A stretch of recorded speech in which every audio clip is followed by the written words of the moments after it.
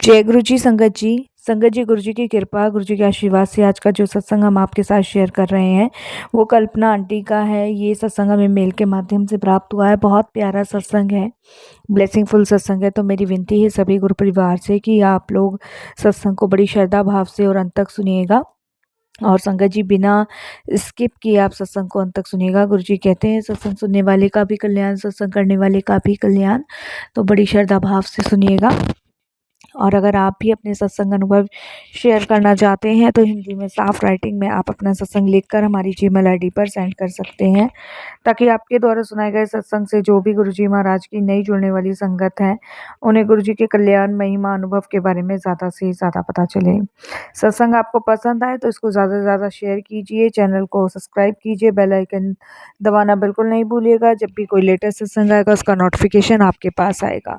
तो चलिए संगत जी चलते हैं कल्पना आंटी के सत्संग की ओर। सत्संग शुरू करने से पहले करते हैं गुरु जी का मंत्र जाप। ओम नमः शिवाय, शिव जी सदा सहाय। ओम नमः शिवाय, गुरु जी सदा सहाय। जय गुरु जी संगत जी। संगत जी मेरा नाम कल्पना है और मैं अपना शुक्राना सत्संग शेयर करना चाहती हूँ। ये मेरा कुछ समय पहले का ही सत्संग है। संगत जी मैं अपनी बेटी का शुक्राना शेयर करने जा रही हूँ। संगत जी मेरी बेटी जो है वो नोएडा में जॉब करती है और कुछ टाइम से उसकी लाइफ में बहुत सारी दिक्कत परेशानियाँ चल रही थी। संगत जी हम लोगों ने उसकी शादी कहीं तय कर दी थी, लेकिन वो एक लड़के को खुद को पसंद करती थी और उसने हमें बहुत लेट बताया, एंगेजमेंट होने के बाद बताया। संगत जी पहले तो उसने हमें बताया नहीं कि वो किसी लड़के को पसंद करती है। बाद में संगत जी जब उसने ये बात हमें बताई कि वो किसी लड़के को पसंद करती है, उससे ही शादी करना चाहती है, तो उस टाइम संगत जी हम थोड़े से परेशान हो गए, क्योंकि एंगेजमेंट हो चुकी थी, सभी रिश्तेदारों में खबर पहुंच चुकी थी। ऐसे में संगत जी अगर मना करते तो बेइज्जती भी थी, बदनामी भी थी। तो इसकी वजह से हम लोग बहुत टेंशन में आ गए थे। मैं, मेरे हस्बैंड बहुत परेशान थे इन सब चीज़ों को लेके। और उस टाइम हम लोगों ने संगत जी गुरुजी से प्रे करी, गुरुजी से अरदास करी कि गुरुजी अब सब कुछ आपके हाथ में है, जो भी आपको करना है सब आपके हाथ में है, जो भी आपको सही लगे वो आप कीजिए।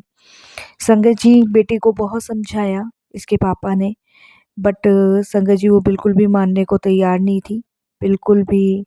संगत जी उसने इस चीज़ के लिए हाँ नहीं भरी और उसको हम सभी रिश्तेदार मिलके समझा रहे थे कि बेटा अब एंगेजमेंट हो गई है, अब ऐसे में हम लड़के वाले को जवाब क्या देंगे। बट संगत जी उसको ये बात समझ ही नहीं आ रही थी और हम इसी वजह से बहुत परेशान थे। फिर संगत जी लेकिन वो ज़िद करके बैठी हुई थी। इधर संगत जी मेरे हस्बैंड की भी तबीयत ख़राब होने लग गई, टेंशन की वजह से मैं भी बहुत टेंशन में थी। और संगत जी आखिरकार हम बिना उसकी मर्ज़ी से शादी करना नहीं चाह रहे थे, क्योंकि अगर हम उसकी बिना मर्ज़ी से उसकी शादी कर देते, रहना उन लोगों को साथ में था।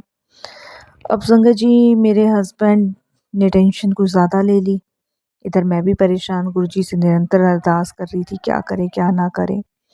और संगत जी फिर मेरे हस्बैंड ने मेरी बेटी को कहा कि जिस लड़के को तुम पसंद करती हो उसकी फैमिली से मिलना चाहते हैं। तो संगत जी मैं, मेरे हस्बैंड उसकी फैमिली से मिल के आए लड़के की। तो उसकी फैमिली को तो कोई ऐतराज़ नहीं था, बट संगत जी हमारे लिए परेशानी ये थी कि हम लड़के वालों को कैसे मना करें, क्योंकि आप सभी जानते हैं अगर ये बात ज़रा सी भी फैलती है तो वो आग की तरह फैल जाती है। तो उस टाइम पे हमने गुरुजी के सामने सरेंडर किया। हमने कहा गुरुजी अब आप देखिए क्या करना है क्या नहीं करना है। और मेरी बेटी तो बिल्कुल मानने को तैयार नहीं थी। और हमने अपनी बेटी को कहा कि बेटा अगर ऐसी कोई बात थी तो एंगेजमेंट से पहले बताते, कम से कम एंगेजमेंट ना होती, तुमने पहले क्यों नहीं बताई। तो बोलती है कि ये सौरभ जो था वो तैयार नहीं था शादी के लिए और अब इन्होंने हाँ भर दी है, तो हम लोग शादी करना चाहते हैं। तो संगत जी इस चीज़ के लिए मेरी बेटी को डांट भी मेरे हस्बैंड ने बहुत मारी कि ये क्या बात हुई कि वो तैयार नहीं था तो तुम कहीं और शादी करने लगी। अब जब जहाँ तुम्हारी एंगेजमेंट हो गई हम उन्हें क्या जवाब देंगे।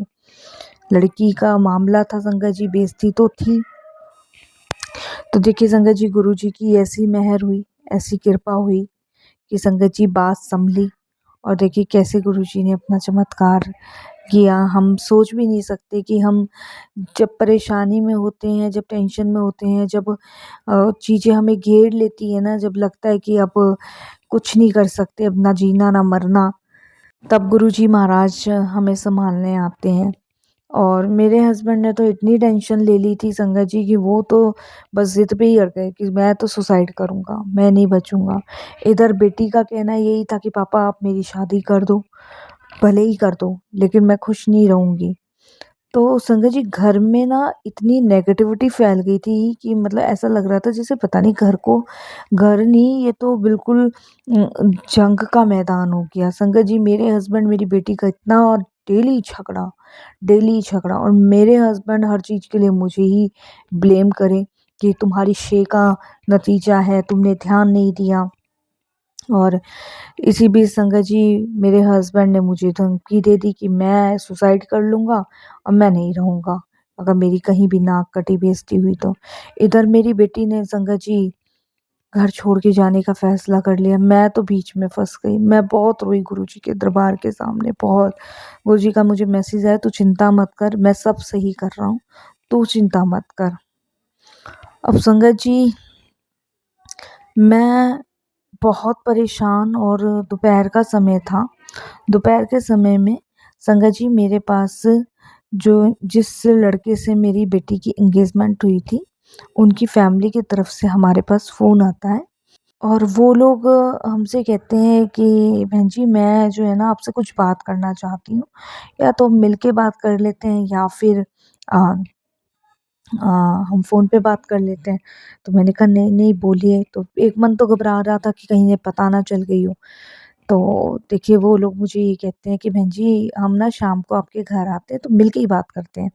तो मैंने कहा ठीक है। तो मैंने अपने हस्बैंड को कहा, तो मेरे हस्बैंड और आग बबूला हो गए कि उनको पता चल गई है, और नाक बेइज्जती वाली बात है, नाक कटेगी मेरी बहुत ज़्यादा।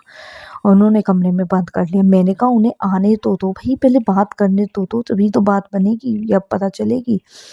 तो वो लोग संगत जी आए 6:30 के आस-पास, वो और उनके हस्बैंड आए। तो वो कहने लगे मेरे हस्बैंड से कि देखिए मेरे जो बेटे की जॉब है वो लंदन में लग गई है। ठीक है, उसने काफ़ी लंबे टाइम से इंटरव्यूज़ दे रखे थे, तो उसकी जॉब जो थी पहले डिले हो रही थी।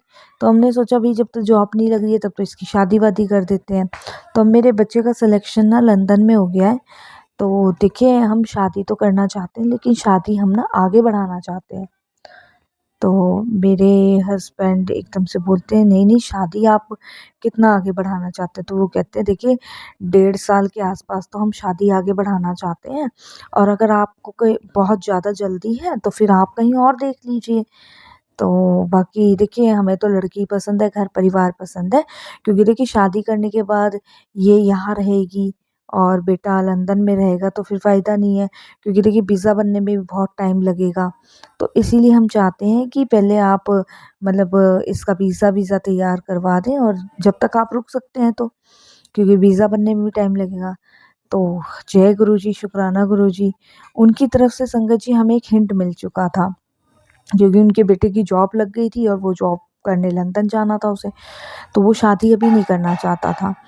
तो संगत जी इस तरीके से गुरुजी महाराज ने मतलब हमारी लाज बचाई, और देखिए शादी खुद ब खुद कैंसल हुई। और संगत जी फिर जहाँ बेटी की इच्छा थी वहाँ पे बात हुई, और वहाँ पे सेटलमेंट हुई। तो बेटी भी खुश है, और जिससे संगत जी शादी होगी बेटी की वो भी खुश है। और देखिए मेरे हस्बैंड भी इतनी सारी परेशानी, इतनी सारी टेंशनों से बाहर निकले, तो ये सब करने कराने वाले गुरुजी हैं। तो इसके लिए गुरुजी का बहुत बहुत शुक्राना। बहुत बड़ी परेशानी, बहुत बड़ी दिक्कत से गुरुजी ने हम लोगों को बचाया। संगत जी देखिए कैसे गुरुजी ने खुद ब खुद रास्ता निकाला। अनंतम शुक्राना। बस संगत जी ये मेरी बेटी का शुक्राना सत्संग था जो मैंने आपके साथ शेयर किया, और बहुत जल्द ही उसकी शादी भी गुरु कृपा से संपन्न हो जाएगी। और देखिए संगत जी हमें सिर्फ विश्वास रखना चाहिए। मेरा विश्वास गुरुजी पे अटल था, और गुरुजी का मैसेज आया था तो चिंता मत कर, मैं रास्ता निकाल रहा हूँ। और देखिए संगत जी कैसे गुरुजी ने रास्ता निकाला। शुक्राना गुरुजी सब कुछ ठीक करने के लिए, सब कुछ पहले जैसा करने के लिए। अब मैं यही अपनी वाणी को भी विराम देती हूँ। जय गुरुजी, शुक्राना गुरुजी।